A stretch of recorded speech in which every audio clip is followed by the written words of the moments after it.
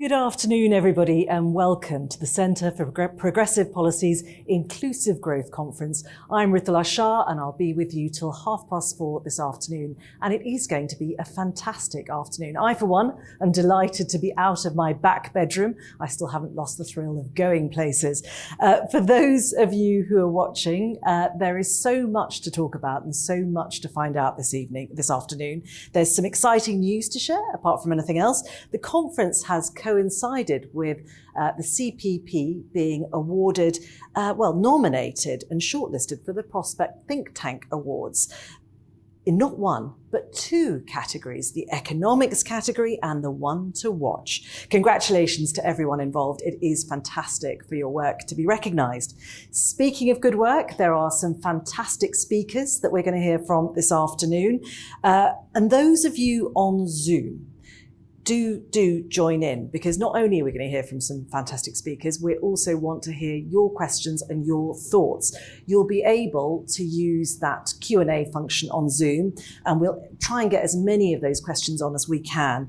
And a reminder that we're also live streaming on the conference website via YouTube. We're also on Twitter using the hashtag IGConf2021 and on Facebook Live as well. So please spread the word for all of those who want to join the conversation live. There's quite a few buzzwords in there as well, actually. I forgot to mention those. There's levelling up. What else is there? There's going to be the role of the public and private sector. Just transition, a bit of catchphrase bingo I think you can probably play privately. Thinking about today's main theme, I spent last week in Denmark, and what really struck me is how much political and public consensus there is around the idea of a green and just transition. People really buy into this, and I think it probably makes it much easier for governments to push through dramatic changes. I was speaking to the Danish Climate and Energy Minister, Dan Jorgensen, and he was confident that there are already in Denmark more jobs in the renewable sector than there ever were in oil and gas. Here in the UK, we're in a very particular moment. As we emerge, obviously, from the pandemic, we're at a point where the government is about to announce some important spending plans. Yesterday, obviously, we had the announcement of the net zero strategy. So there are lots of decisions to be made in the weeks ahead. And of course, we're just days away from COP26 in Glasgow, when actually the world comes together to make some important decisions. So with all that in mind, today is the perfect opportunity to discuss some of the choices and alternatives that lie ahead when it comes to climate change. We'll begin by hearing from some important policymakers. They'll tackle some of the big themes of the day. And then, of course, we will be discussing with our panels those ideas in more detail. And throughout, we'll be keen to hear your questions. So please make sure you put those in. Without further ado, let me hand over to our host, whose imminent arrival has kindly let her be with us today. It's given us a pause for thought. Charlotte Aldridge. Charlotte Aldridge is the Centre for Progressive Policy's Director. Charlotte.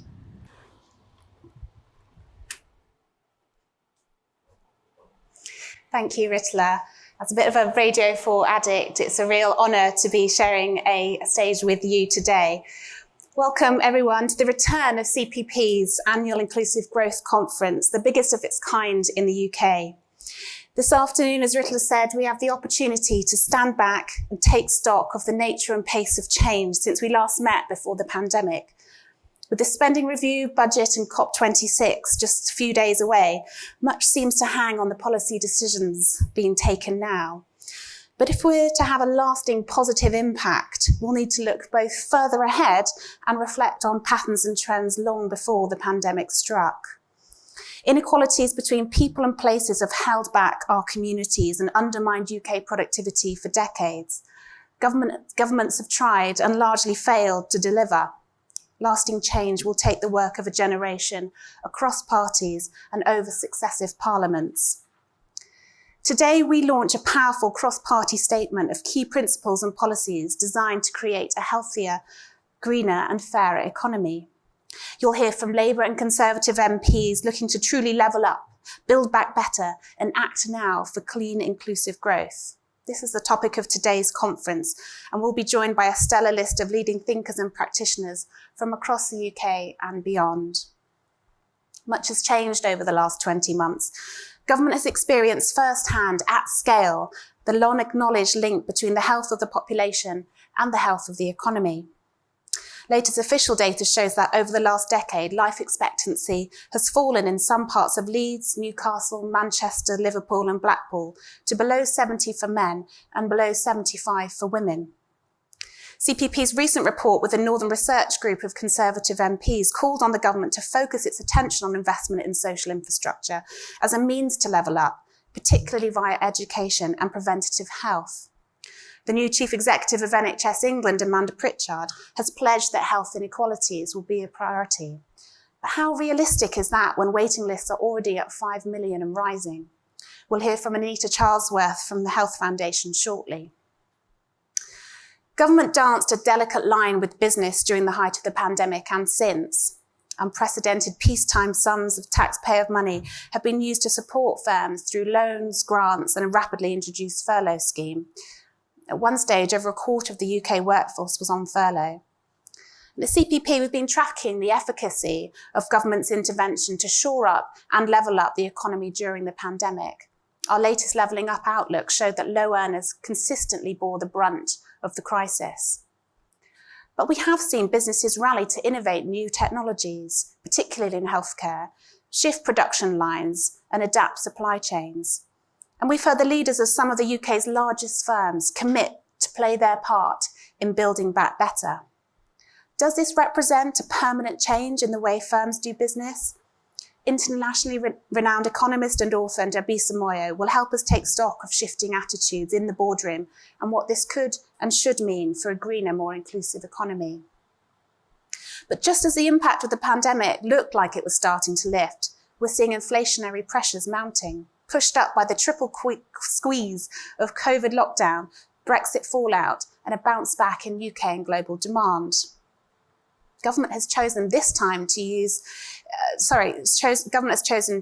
time to administer what it sees as overdue medicine, ensuring we rely less on cheap migrant labour, upskill our workers at home, and shift to a high productive, high wage economy. But will this kind of shock therapy work, and at what cost to whom? Is it a step forward for globalisation and inclusive growth, or a step too far, too soon as the UK and global economy emerges from COVID shutdown? Ian Golding, Oxford University Professor of Globalisation and Development, will share his thoughts on how we move from global crisis to a better world. Much hope of a better world is being rested on COP26, hosted by the UK.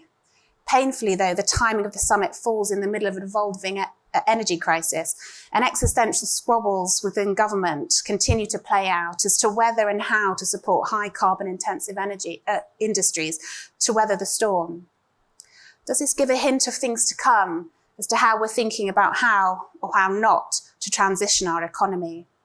And most importantly for us at CPP, how do we avoid the same communities who bore the burden of sectoral change and dislocation in the 1980s, the same communities who bore the burden of the global depression in 2008 and who've borne the burden of COVID-19, falling further behind in the shift to net zero emissions?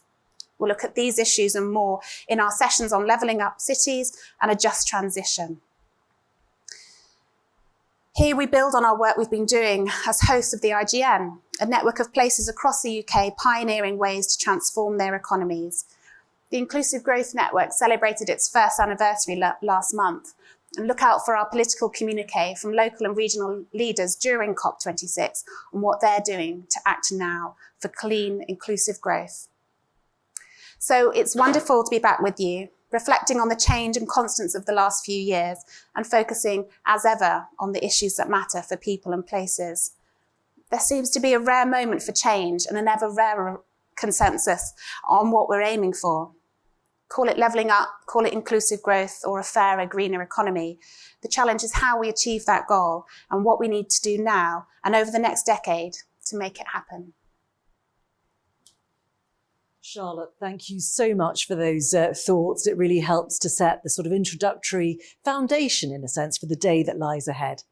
Our next speaker is going to encourage us to be a little bit more positive. Ian Goldin is Professor of Globalisation and Development at the University of Oxford and the Director of the Oxford Martin Research Programmes on Technological and Economic Change, Future of Work and Future of Development. His talk today is entitled Getting Lost, From a Global Crisis to a Better World. Professor Goldin, over to you. Thank you very much, Richard. And it's a huge pleasure and privilege to be able to participate in the CPP conference on inclusive growth, a very timely conference which comes at a critical time as we think about how we take the lessons from the pandemic, how we act on COP26, and how we ensure that this terrible crisis that we've all endured does indeed lead to a better world. My worry is the language of bouncing back or bouncing forward, because that implies we stay on the same tracks that we are, when really we need to change our ways. That's the road that will lead over a precipice. That is what has brought us the pandemic, it's brought us climate change, rising inequalities, and will lead to a totally unsustainable future.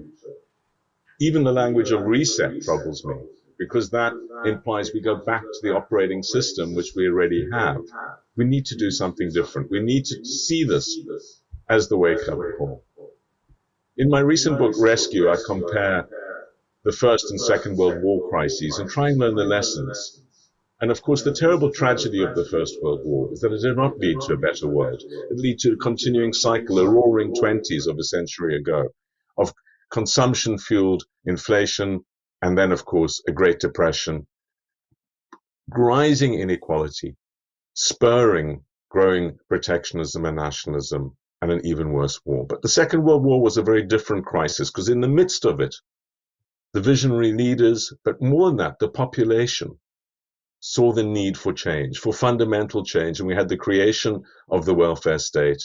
We had the creation of the United Nations, the Bretton Woods institutions, the Marshall Plan, and a totally different world came out that has led to real progress over the period that followed. And so let's hope that we are in that sort of phase. But it wasn't just the brilliance of Roosevelt and Churchill and their ability to juggle multiple balls and see the future in this repetitive cycle of crises that had happened. It was the population. A rather bland, almost unknown figure, Clem Attlee, swept Churchill away despite Churchill being the war hero, 6 weeks after the end of the Second World War, because people demanded change. And so my hope is we're in that moment where we recognize that business as usual, going back to what we had before, is not what we need. And although the prospect of change may seem scary to many, my view is that it's far less worrying than a continuation of business as usual. That's what will lead to more inequality, more instability, more crises to come, and we will certainly have more of them unless we act differently. This pandemic has led to very rapid rises in inequality within countries and between them. Within countries, while some, not least those that have property or have investments in technology and other shares, as well as those that have worked remotely, have done very well. Law firms are booming as their costs have gone down and their business has gone up, and so too are banks and others. But over half the population has done extremely badly. And we see this in the very unequal dispersion of the mortality rates in COVID, but more than that, the economic implications. And globally, this pattern has been repeated. The World Bank estimates that the pandemic will lead to over 150 million people pushed into absolute poverty. World Food Programme estimating a similar sort of number of people suffering from extreme malnourishment.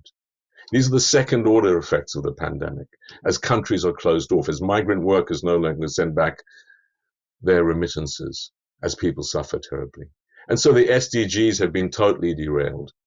And although the rich countries have found $17 trillion in stimulus packages to support their workers through furlough schemes and to support their businesses from going bankrupt, less than half of 1% has gone in international aid. In fact, in the UK, tragically, at a time when it's never been more needed, we've cut our aid by a third.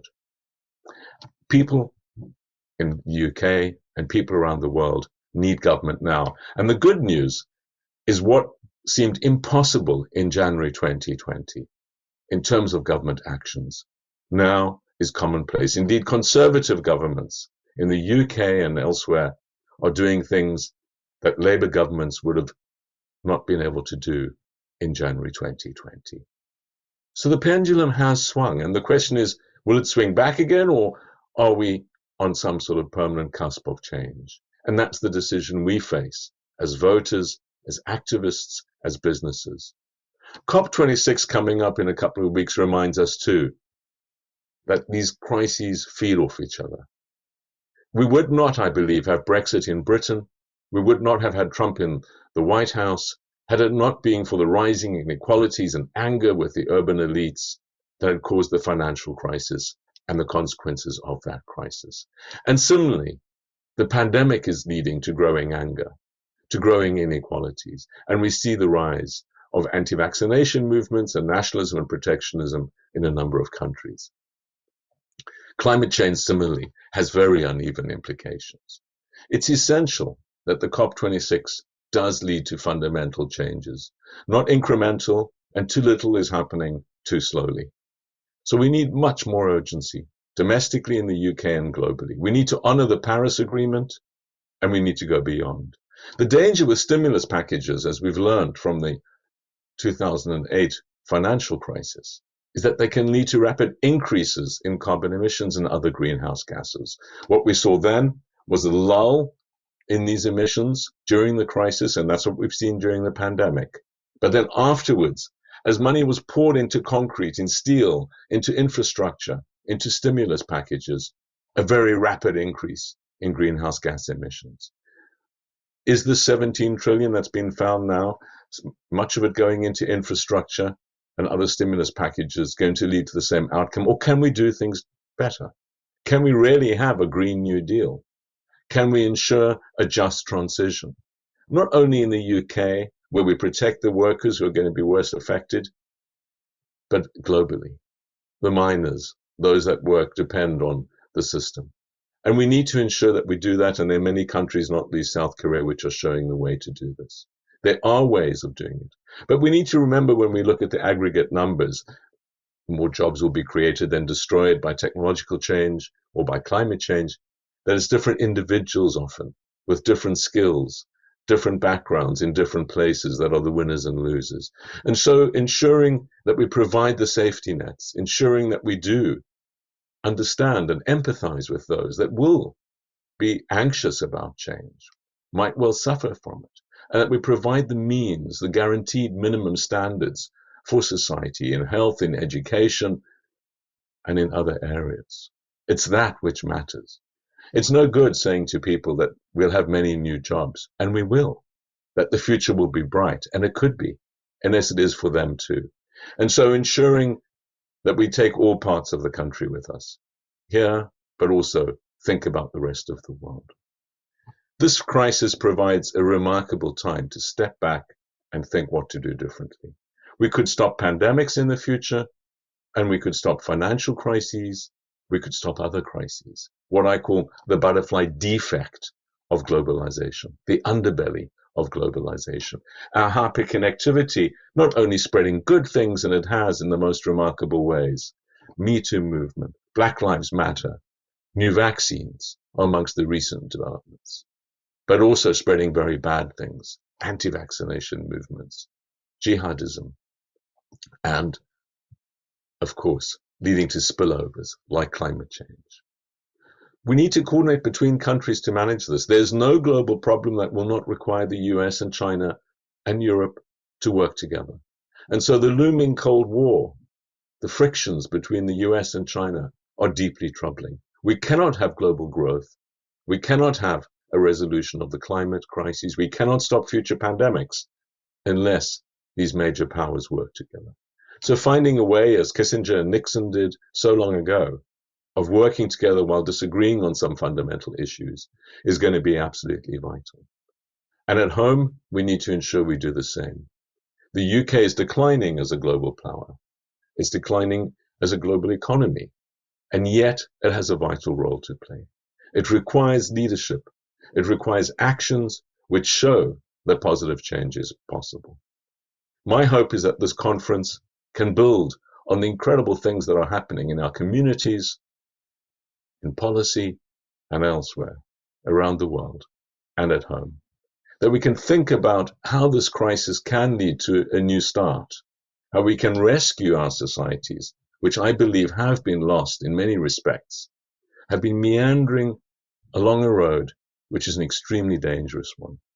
But by working together and learning the lessons, we can, as has been demonstrated forcefully at various times in history, not least in the aftermath of the Second World War, we can come together to create a totally different and better world. And my hope is we seize this opportunity. If we don't do it now, I believe the opportunity will be lost for generations to come. And if it's not us that's going to be part of this process, then we are relinquishing responsibility. So my hope is that this is a wake-up call, this pandemic. It could have been worse, but unless we act, there will be others and other crises that will overwhelm our societies. And so it's incumbent on all of us to think about how we do things differently, to act differently. And my hope is to be part of a process which I believe this conference contributes to, of creating a better world. Thank you very much.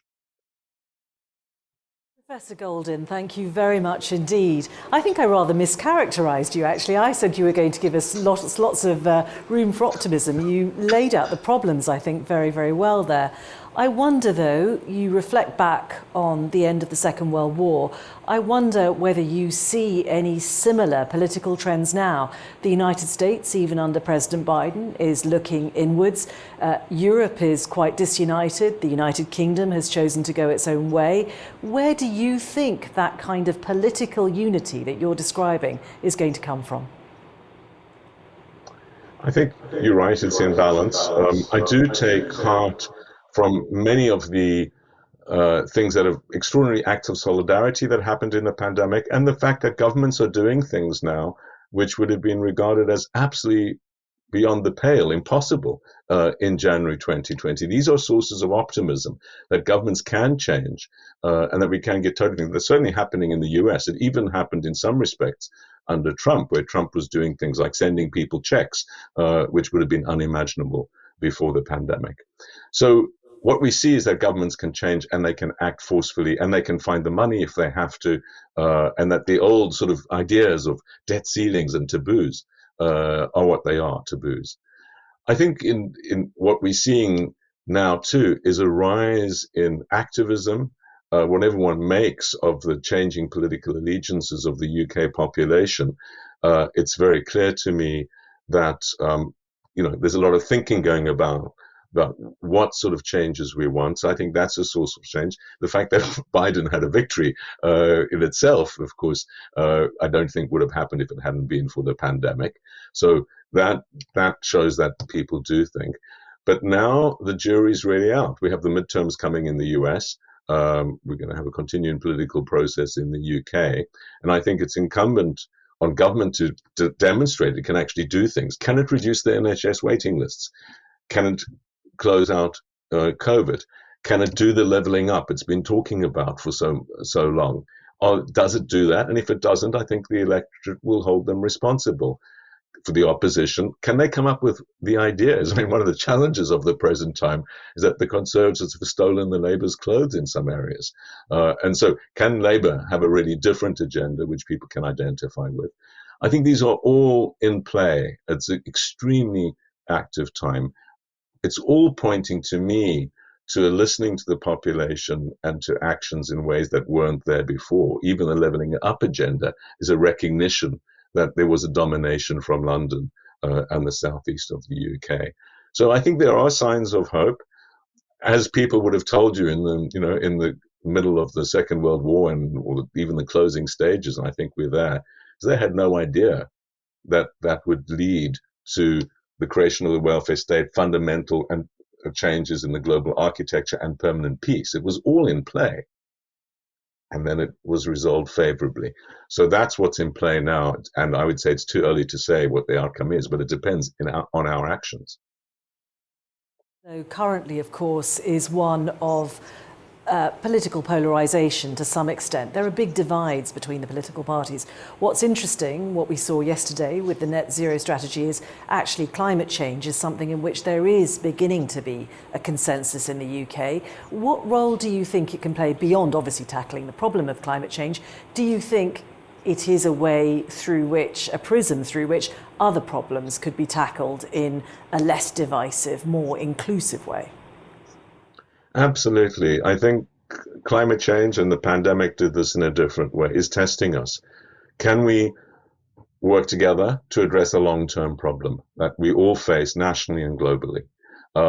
That's going to involve some losses. Some of the companies will do worse off, the fossil fuel companies, stranded assets, etc. Some people will pay more for energy. There'll be higher taxes in some areas. So there are real costs. And there's a strong role for government, but there's also a regulatory, and of course the private sector is key because the private sector is going to be making the investments and so on. So it's a fantastically significant test. And I believe if we can come through this and actually do things, really become, rather than talk about being a global leader, that needs to be shown in this respect. We will have learned to work together on critical global problems, and I think we would have also got the incentive and regulatory structure right. It'll involve higher taxes for some, it'll involve very strong regulatory interventions, and it's going to involve, I think, real solidarity with those that are going to be worse off as well as those who will benefit. If we can do that, I think we would have been learning to cooperate. It doesn't solve our problems, but it's a very important demonstration of the ability to move forward. Big picture thought from you. The pandemic, in a sense, has led to some deglobalisation, the need perhaps to shorten supply chains, that realisation that perhaps there's certain critical stuff, PPE, that you want to manufacture as close to home as possible. But looking at climate change involves a global effort. How do you think those two colliding impetuses are going to work? Yeah. In Rescue, I go into a lot of detail on this, and actually I've come to the conclusion that talks of deglobalization are not accurate. In most respects, there's been an acceleration of globalization. We see it in the prices of containers at the moment. We see it in many respects, not so much in the UK because there's the Brexit effect as well. But when you look at the trade numbers, for example, look at financial flows, look at digital flows, obviously, massive increases in those.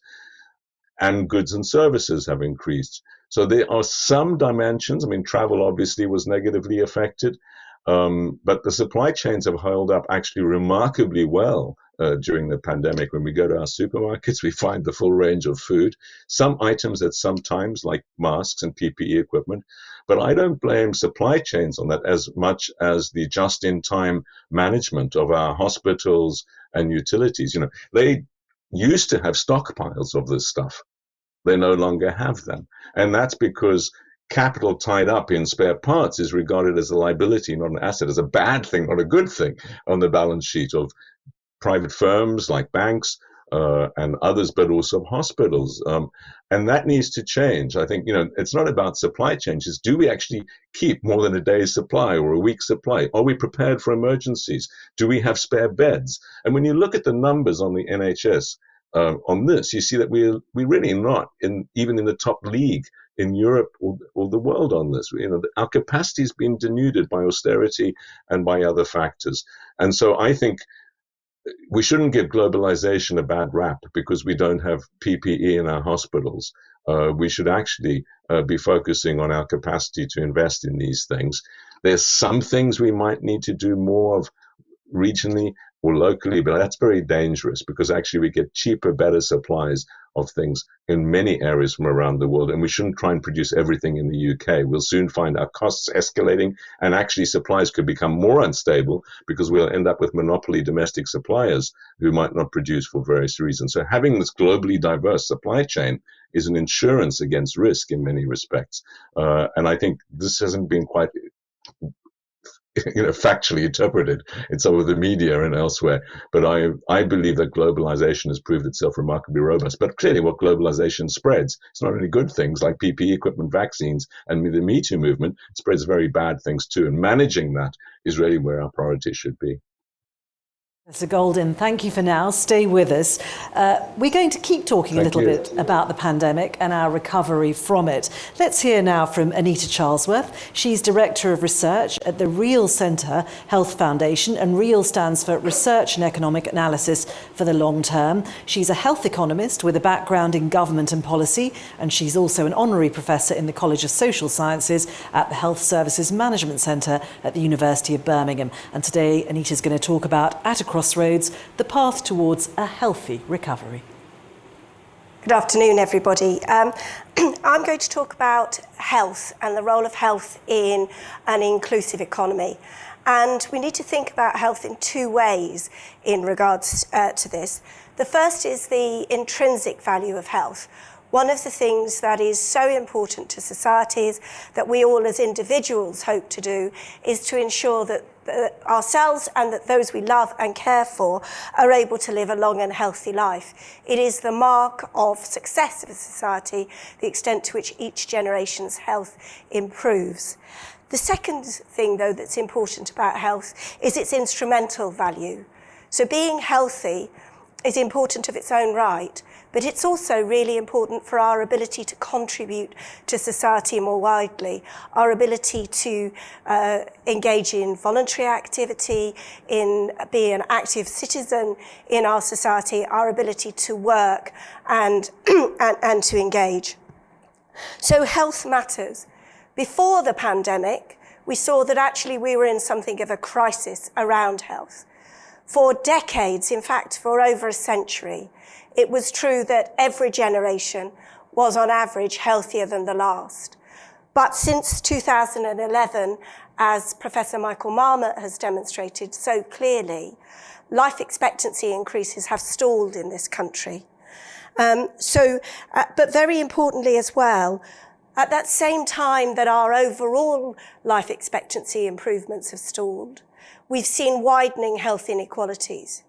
So men in the most prosperous areas of the UK live on average 9.5 years longer than men in the most deprived areas. For women, the gap is almost 8 years.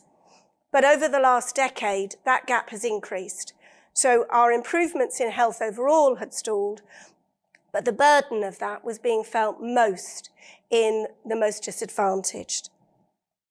It's also the case, though, that COVID, far from being something that really we were all in together, has been borne most heavily by those with the least ability to bear the brunt. And COVID has exacerbated inequalities in so many dimensions, but very importantly in health.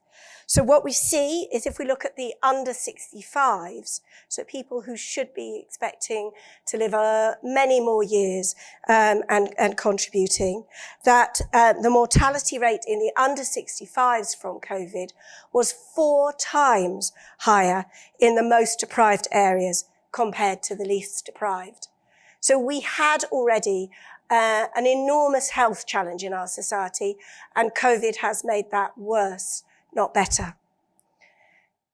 I mentioned in the start of my talk the importance of the instrumental value of health as well, though. And here what we see is that overall, if we take work, one really important measure of economic prosperity and important to individuals as well. Around 8 in 10 of working age people in the UK are in work.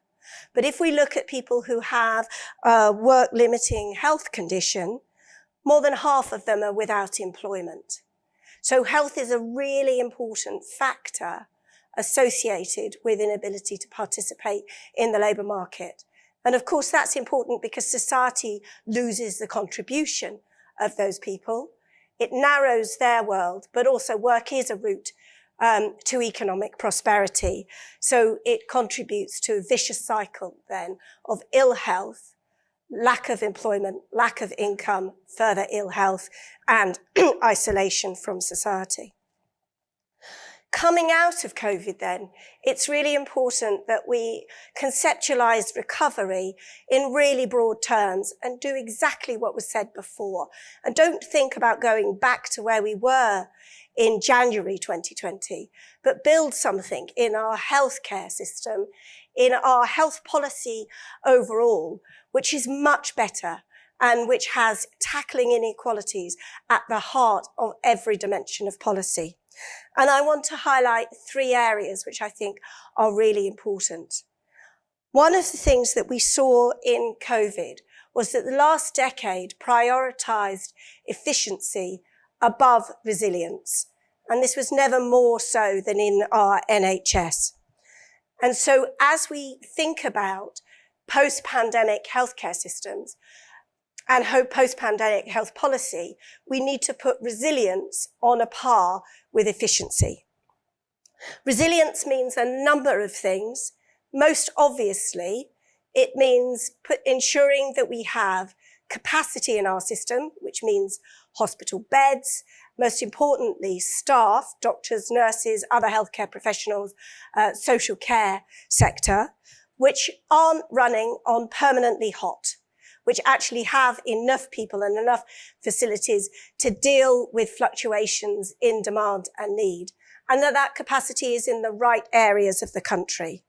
What we've seen over recent years is that capacity is too often not in the right place. So GPs in deprived areas, the front line of the NHS, look after more patients once you adjust for need than other parts of the country. That impacts obviously on the ability of those populations get access to primary care services, but also general practice is the gatekeeper then to specialised services. So really critical. But also resilience is about the health of our population. And over the last decade, one area of health spending which has been cut the most is spending on public health through local authorities, what is known as the public health grant. So in the last 5 years before the pandemic, spending in real terms per person fell by over 1/3. And spending fell most in the parts of the country that need it the most. So Blackpool, the most deprived upper tier local authority, had one of the largest cuts. And what has happened in the pandemic? We see obesity rates increasing. We see alcohol-specific problems increasing. We see smoking that was falling, beginning to rise in key groups. So a worsening of some of these really important determinants of health, in many cases in the communities that are already suffering from ill health. Spending on public health is some of the most cost-effective spending that there is. The return to every pound spent on the services within the public health grant is 4 times the return on spending on the treatment end of our NHS. So we've systematically made our NHS less efficient, and we've made our system less resilient in choosing not to prioritise public health. The second thing is dealing with the backlog. It is really hard actually to come to terms with the scale of the backlog. We have already 5.7 million people now waiting for NHS treatment. 300,000 of those have waited for more than a year. Those numbers are enormous, but they are in fact just the tip of the iceberg. So because through the pandemic, many people couldn't get onto a waiting list, didn't have a need identified. And as Sajid Javid, the Health Secretary, has said, that there is a potential for the waiting list to grow to anything up to 13 million people. The numbers are really important, but actually what we've seen, because COVID affected our healthcare system and our population so unfairly, is that the waiting lists are greatest in the areas of disadvantage. The disruption to service was greatest there, and the recovery has been slowest. And things like independent sector capacity, which the NHS will need to use if it is to recover, tends to be in the more affluent parts of the country. So it's really important as we begin to tackle the waiting list backlog that we focus beyond the headline numbers, important though those are, and think very carefully about how we reach those who really desperately need the care. The third area that we need to think about is how do we ensure that this health shock from the pandemic doesn't lead a scarring effect on some of those who have been affected most. And here in particular, I think there are two groups that we really need to think about. One is young people, and the other is people who've developed mental health problems and long COVID. These are people who've had a real shock through this period. We know from areas like unemployment that depending on what you do when you have those shocks, that can either be a horrible experience that you remember but you recover from, or it can be something that changes your trajectory through life. And the extent to which health services are available in a timely and appropriate fashion to support people with mental health problems, to support people with long COVID, and to support young people, particularly early years. And again, this is why these cuts to the public health grant are so important, because the public health grant covers services for under fives. And this is something where head and heart need to point in the same direction. Okay. If we don't support people, young children, those with mental health problems, those with long COVID now, not only does that change the outcomes for them, but those changed outcomes, those changed trajectories through life have wider social costs, and we all suffer from that. The final thing that we need to think about is that the health service and our health institutions can play an important part of recovery, both in improving health, but also in the wider economic and social regeneration. And we think a lot increasingly in healthcare now, the role of health as an anchor institution, the importance in designing recovery programs that make sure that who the health service is employing and how it's employing people really supports the health agenda.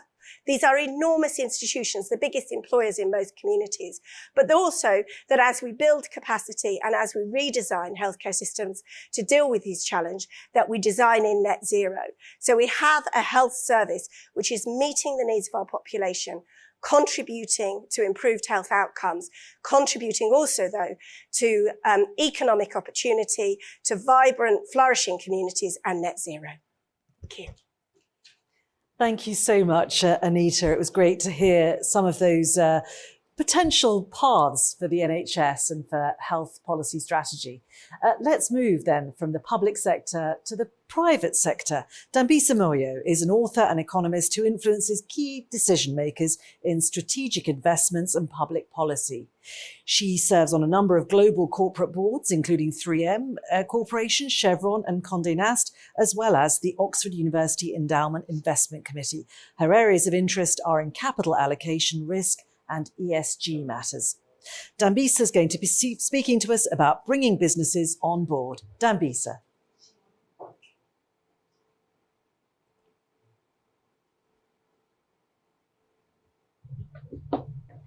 I can't tell if you can see or hear me, but hopefully you can. So thank you so much for the opportunity to participate this morning on very, very important and timely issues and conversation.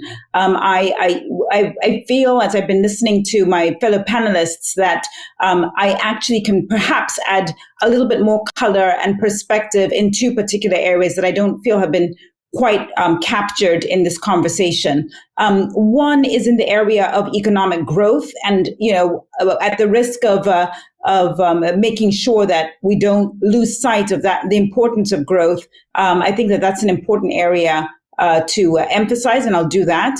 And then secondarily, I've also not heard much about what the role of the private sector is in not just job creation and providing a tax base, but really as being tip of the spear in some of the global public goods issues that have already been mentioned by my esteemed colleagues, things like climate action as well as inequality. I should say I've been very struck by something that Professor Ian Goldin said, and I want to make sure that I acknowledge from the very beginning that in the boardrooms in which I serve, whether it's corporate boardrooms, as mentioned, or in the Oxford University Endowment, or indeed working at in the government as a non-executive board member of the Department of International Trade, I think there are a few things that people ought to perhaps sort of reflect on. First of all, in none of these boardrooms have I heard people committed to status quo. So everybody recognizes that there's a need to update our models and our thinking. But I think there's also an important emphasis to inject realism into the speed in which we can address many of these massive problems affecting not just the UK, but the global economy and geopolitics in general, but also being a bit more realistic about how we think not just about speed, but also the scale of impact and sort of second order effects, which again I will come to in greater detail in a moment. But nevertheless, I think it's important that we bear that in mind, because I do think part of the schism that we see in political areas, but also in public policy specifically, really is born out of a sense that perhaps there are people who are Luddites and sort of doggedly digging their heels into the status quo and not having a full appreciation for all the changes that we've learned from the financial crisis to more recently with COVID. And I want to just start off by saying that is not the case. And in that sense, I agree with Professor Golden that we're not going back. We're trying to move forward. So let me tackle these two areas, growth and the role of the private sector, in order. So let's start with growth. And I think it's really important to remind people of why growth is so important. And I say that because I feel like we've spent a decade, at least perhaps better part of a decade, certainly actually since 2000 and the battle in Seattle, really, I think, with a massive pushback against the notion of economic growth, against the notion of capitalism, certainly as it was defined before the Business Roundtable statement in 2019, but also we spent a lot of time pushing back against corporations. And there's been, significant, I would say, upgrading and updating to the mandate of corporations, which I will come to in a moment. But the backdrop of my comments are really quite a hostile, I would say, environment globally around what the role of growth is. And so this is why I think it's an important starting point for our conversation. So first of all, 3 reasons I believe growth is important. As a reminder, first of all, we need economic growth in order to improve living standards, as simple as that. And the numbers, I think, are quite instructive. In order to double per capita incomes in one generation, which is a meaningful dent in poverty in 25 years, which is about a generation, we need to be growing by 3% per year. Many economies, developed and developing, are growing nowhere near that number. The UK, before COVID hit, so 2019, was growing around 1.2 to 1.4%.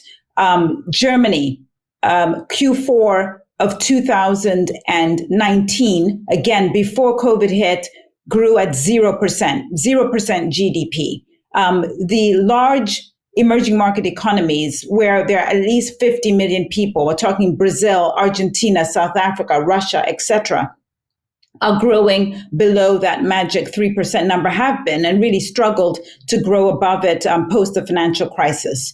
Of course, we are seeing an uptick in numbers in 2020, but post 2020, 2021, we've seen a sort of a bounce back after that aggregate demand shock. But if you look at the IMF and World Bank forecasts for what happens in 2022 as well as 2023 and onwards, there's still material concerns about economic drag and what that might mean for solving a lot of living standard concerns, which Ian Golden pointed out. And in fact, if anything, because of the pandemic, we are starting off in a worse position.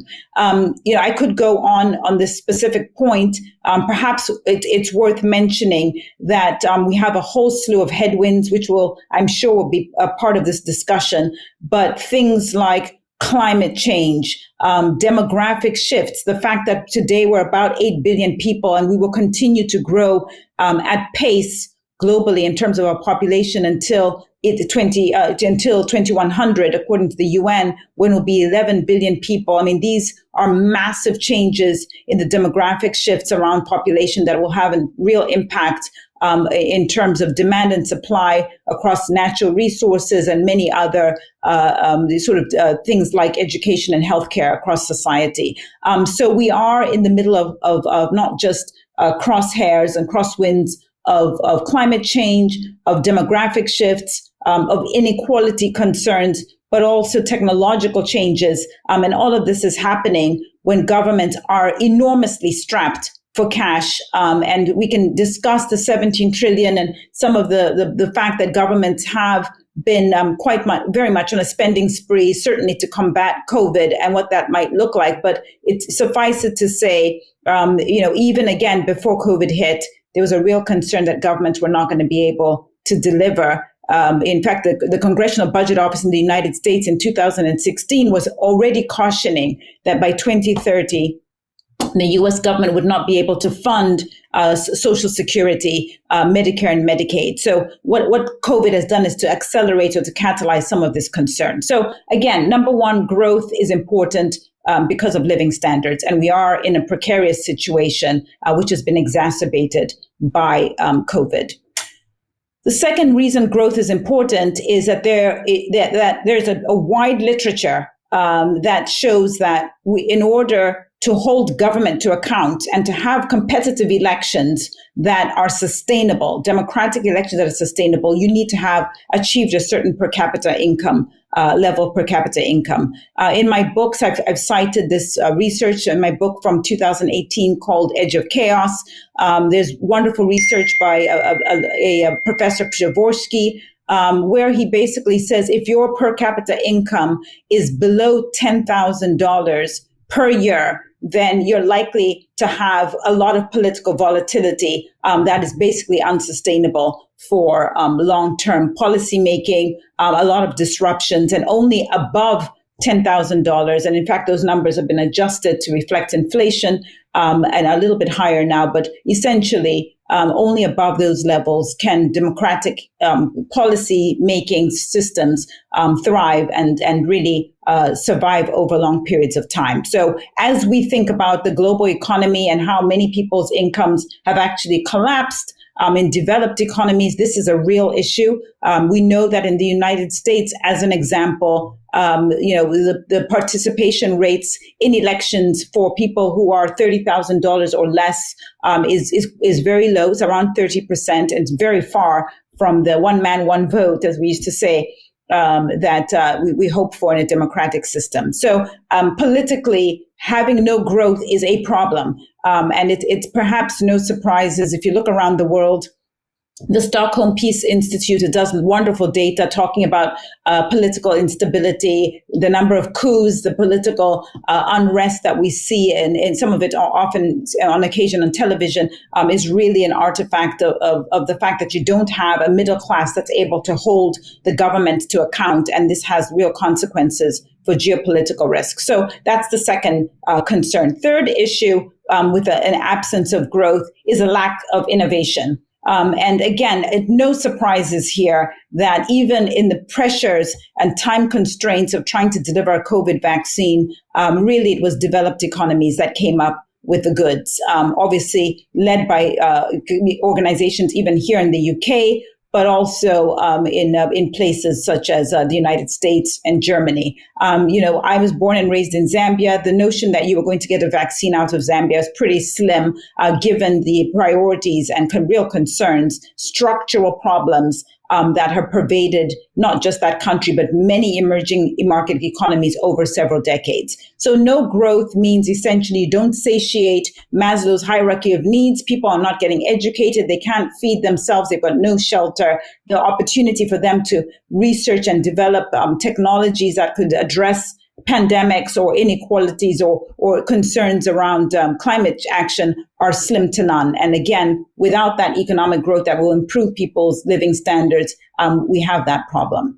So I really emphasize these 3 points because I do worry a lot that the whole narrative about how do we create growth, how do we make sure that we don't lose sight of strategic and structural changes that could be, headwinds as well as, changes that could help us or hinder us to achieve growth have been lost in a narrative that's very much driven in the here and now, much more tactics, less strategy. And I think a lot of that is born from short-termism, not just in the corporate boardrooms, but also in public policy, where policymakers are very rationally trying to win elections every 2 years in the US and, of course, every 5 years in places like the UK. So growth needs to be back on the agenda, updated, of course, to reflect the need for regulation, updated to reflect the new priorities that I'll talk about in a moment, but it certainly needs to be part of our discourse. And I will just say, in order to achieve that, we do need to have everybody at the table.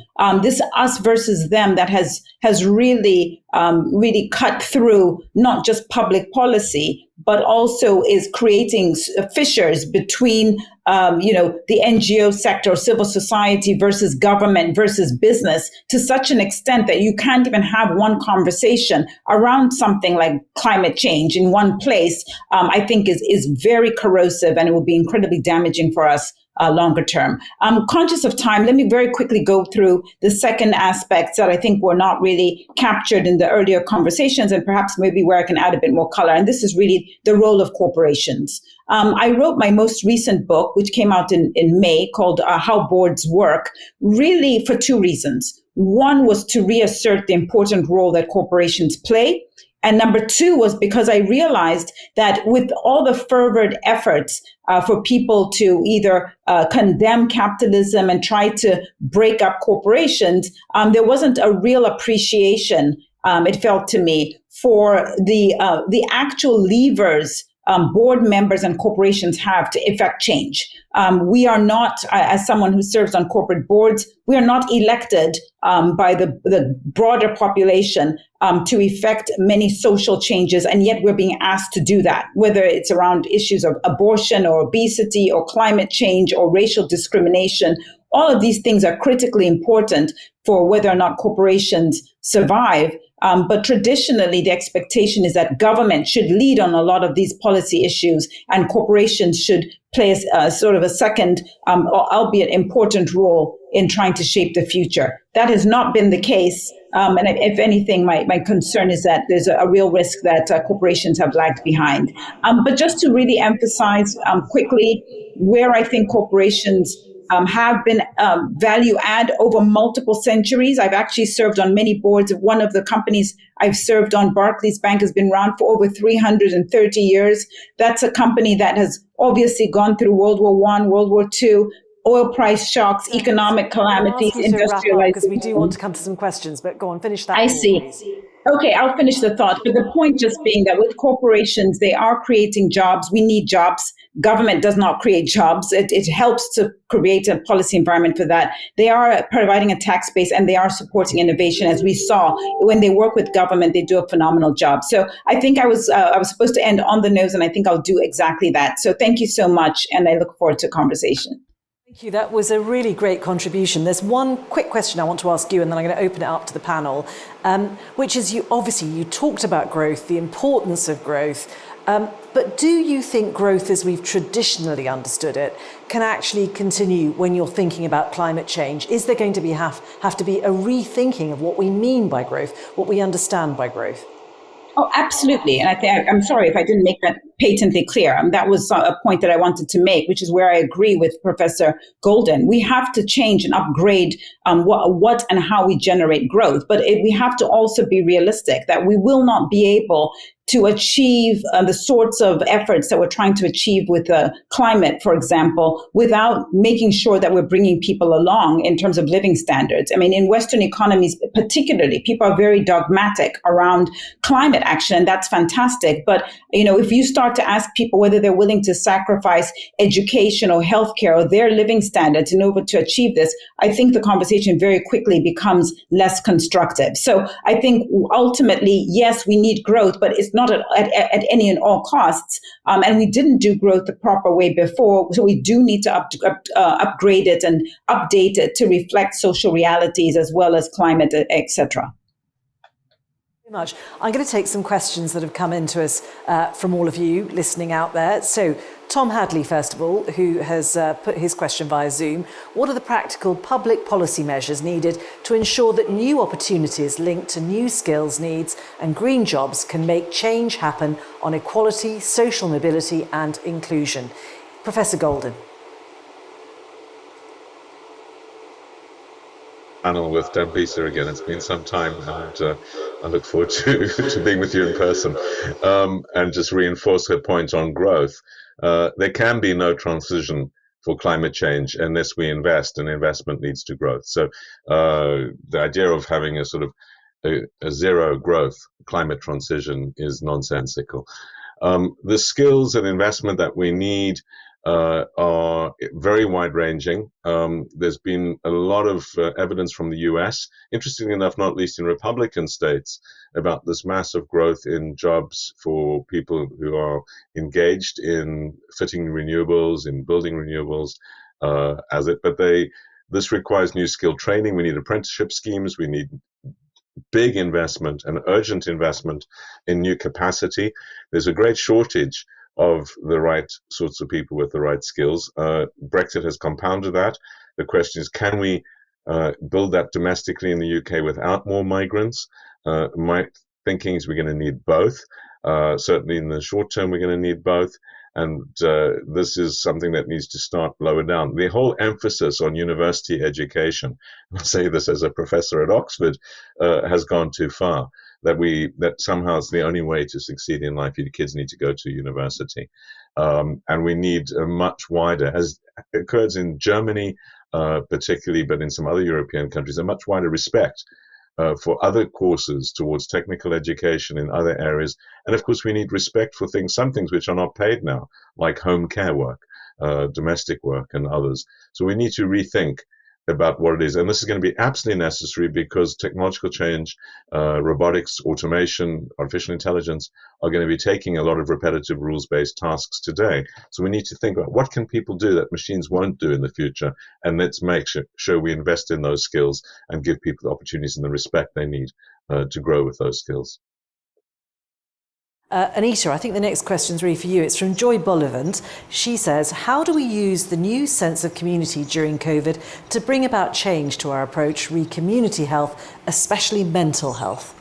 Yes, I think this is one of the silver linings of the pandemic. We've seen a massive increase in people's willingness to volunteer, but also change in the conversation. So, for example, if I ask you, how are you today? I probably want to know now, and you're more inclined to answer it honestly than we were before. And our interest in each other seems to have increased. I think it actually does lead a little bit, though, back to the questions about what the nature of growth. Because one of the profound things that we've seen through the pandemic is people rethinking the relationship between work and the rest of their life, and the relationship between work and community and their existence in place. And lots of organisations are now thinking about hybrid. We're seeing people thinking about where they want to live, about work-life balance, and all those sorts of questions, and wanting not just to see care as something that has to be done in order to accommodate work, and that work is central and the rest of our lives as being is apart from that and needs to be fitted in around that. So I think as we rethink growth, we rethink work, we rethink what it means to be part of a company, an organisation, our existence as a whole human being and our ability to contribute to our community, to be interested in each other's well-being. Many, many companies through this time have spent a lot of time thinking about the well-being of their employees and their employees' ability to contribute as well to local initiatives. A lot of organisations gave people through the pandemic time to care, time to volunteer. So that feels like a conversation that I hope would take into reimagining not just how we deliver healthcare systems and work with communities, but also how work and other institutions recognise that people exist in communities. There's some knitting that's gone on that is quite unexpected. Now, I think the next one is for all of you. It's from Stephen Boxall. He says, we have a Conservative government doing things that a Labour government wouldn't have been allowed to do a few years ago. Why is this the case? The actions have been possible and are never impossible. Do the Conservative Party get an easy ride from a biased media? Ian Golden. Guys, I thought you were going to turn to Tambisa on this one, yes, I don't think it's the media that have given them an easy ride. What the government has done has been essential. They've supported workers, they've supported firms, they've done things. I think some things they shouldn't have done. They haven't gone through proper procurement processes. That's because of urgency. But there has been a bit of buddy cronyism, giving contracts without competitive tender. So there needs to be much more competition, I think, and transparency around this. I think it's crises call for different actions, and I think the government's done that. Same in the wars. The question is, will this be sustained? And I think something that Labour would not have done, which the Conservatives have done, is, for example, roll back the universal credit. I think that was wrong. It's going to make the people that are already suffering terribly suffer more. Some things have been forced into, partly by the media, but Marcus Rashford's done a very good thing on the school meals. So public pressure has allowed them also and made them do things they wouldn't have otherwise have done. So that is, I think, important. But it's these times the Conservatives would not have got away with it from their own members, from their own MPs, let alone the public, to do these things in January 2020. Tambisa, I wonder what you make of some of that clothes swapping, if you like, between the Conservative Party and the Labour Party. So, I'm not a politician. I think it's really important for policy discussions, we should be pragmatic.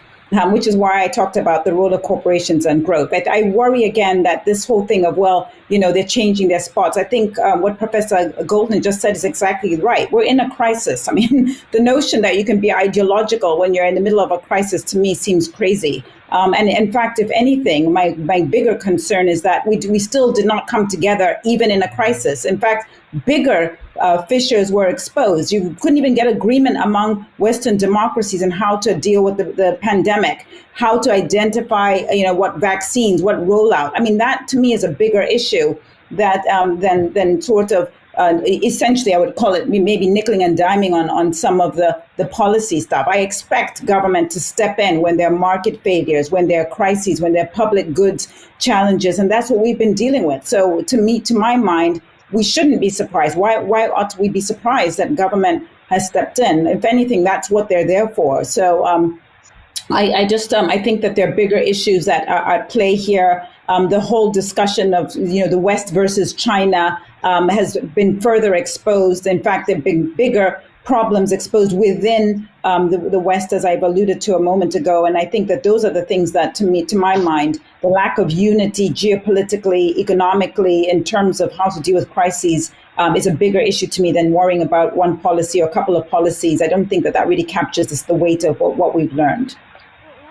On this head, Anita, is it too soon? We keep talking about a crisis. Is it actually too soon to make big decisions then? There's the dealing with the immediate crisis, which obviously needs action. But actually, when you're thinking strategically about health or education or whatever, should we pause for a moment and take stock before we decide what to do?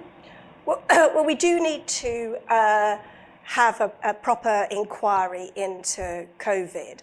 And learn the lessons, not least because whilst we hope we won't get anything quite like COVID, and we hope we're moving from the pandemic phase, but we are still in the pandemic phase. Let's be very clear about this. And certainly if we think globally, we're still in the pandemic phase, and large swathes of the world are not vaccinated yet. So we're not out of the woods.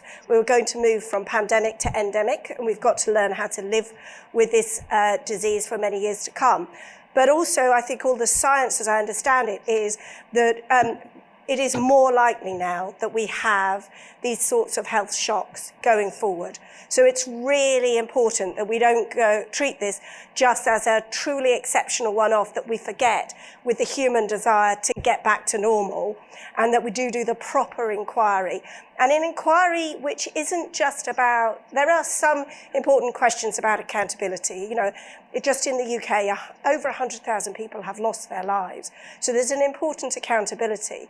But it's really important within this to find a space to do a lessons learned, to think through how we prepare better for the future, and that we also do that with an international focus, because we are not safe in the UK while there is a global pandemic raging.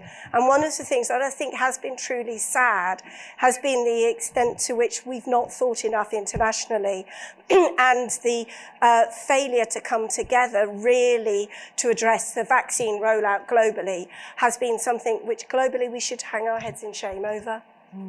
Ian Golden, do you think it's too soon, perhaps, to make big decisions? You say you want a reset. You don't want things to go back to the way they were. I think both you and Dambisa agree that's not necessarily what's going to happen anyway.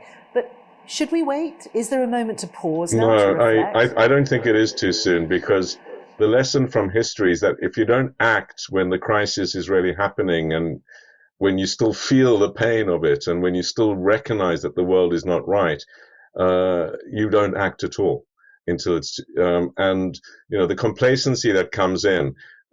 This is what happened after the First World War, the Roaring '20s.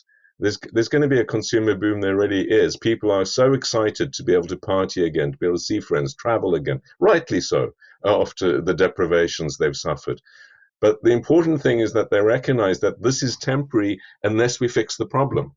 We're going to be in this cycle, increasing, and I absolutely agree. It's going to be an increasing cycle of instability, because that's the nature of the butterfly defect. That's the nature of this complex dynamic system that we're in. And so unless we fix the fundamentals, we're in for a rougher and rougher ride. The roller coaster gets steeper and more precipitous collapses. So this is the time to do it, to really recognize and commit that if we don't want this to happen again, if we want a different world, then let's make some decisions. We'll have to work on the detail now, but we need to make the decisions. But that's what happened in the Second World War. That's when the United Nations, the Bretton Woods, and the Marshall Plan was created. That's when the welfare state was created. It was, Beveridge was in 1942, in the midst of the war. There were literally bombs dropping on the buildings these people were working in. And yet they didn't only fight war on 5 fronts. They thought about the future and how do they stop this repetitive cycle. And that's the inspiration that I believe we need to take at this time. And if we say, let's do it next year, the year after, I don't think it'll happen. Dambisa, one last thought from you. Climate change is an issue that is going to now really go through everything that we think about. One of the policies that's been adopted by the EU is the idea of a carbon tax on products that come into the European Union. There are those who argue this is exactly what needs to be done if we're to recognise the costs of climate change. There are others who say all this is going to do is simply spark a global trade war as China and the United States react. Do you think these are the issues in a way which might dampen global growth, might dampen the kind of cooperation that you've been saying is essential?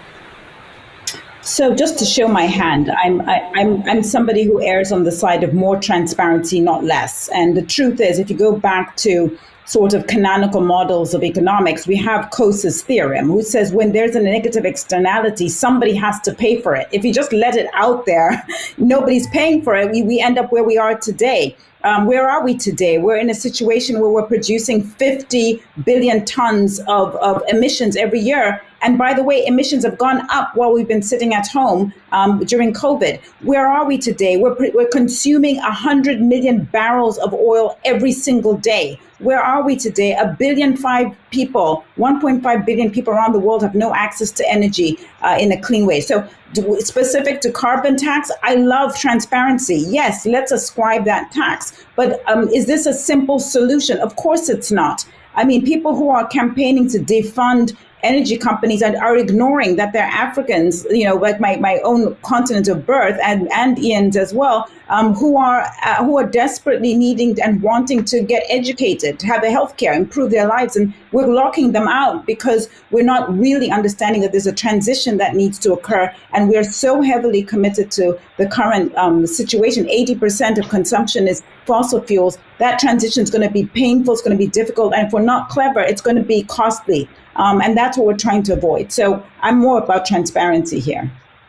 Dambisa, Ian, Anita, thank you all very much. We're going to take a short break now, but we'll be back at 1:30 when we'll be discussing making levelling up work for the UK and for UK cities in particular. Thank you all for joining in, and do keep those questions coming in.